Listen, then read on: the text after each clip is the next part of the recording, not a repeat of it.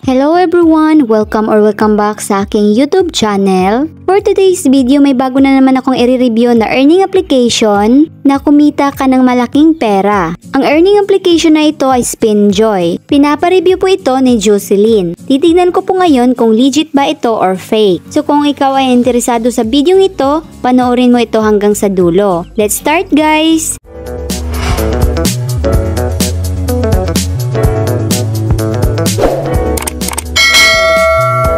Ito po yung SpinJoy guys. Dito sa baba, dito mo makikita yung mga notifications mo. Dito sa gitna, dito ka mag-i-invite. At dito sa pangatlo, ito po yung settings niya. Makikita nyo po dito sa taas yung balance ko. Kapag first register nyo po, meron po kayong libreng 400 pesos. Dito naman sa taas, dito po tayo magre-recharge. Dito naman sa bonus, every check-in natin, magkakaroon po tayo ng libreng coins. Dito naman sa withdraw, dito po tayo magwi-withdraw. So bago tayo mag-withdraw, ipapakita ko po muna sa inyo kung paano ito laruin. Dito po ako maglalaro sa Super Ace.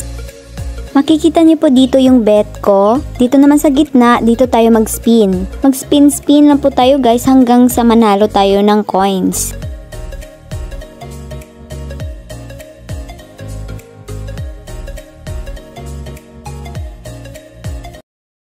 Ganon lang po siya kadali laruin guys. So ngayon, try ko na pong mag-withdraw. Itap lang po itong withdraw. Makikita po natin dito yung balance ko. Ito lang din itap mo kapag mag-withdraw ka ng ibang amount. So sa akin, 200 po yung i-withdraw ko. Ilagay lang po natin dito yung real name natin. Tapos yung wallet ay GCash. Dito naman sa baba, ilagay lang po dito yung email account natin. Dito naman sa panghuli, yung GCash number natin. So pagkatapos niyan, pwede na pong i-withdraw. Dito guys, itap lang po natin itong yes. So dito guys, makikita natin na kailangan daw po tayong mag-verified. So kapag tinapo natin itong immediate verification, magre-recharge po tayo ng pera. So guys, parang same lang po siya doon sa golden slots winner, no?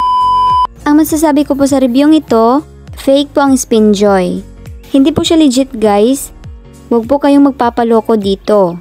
Kasi kapag nag-recharge kayo, hindi nyo na mababawi yung pera ninyo. Same lang po ito guys doon sa golden slots winner. Huwag po talaga kayong magpapaloko dito kasi fake na fake po itong earning application na to. Yun lang po guys. Thank you for watching. God bless you all.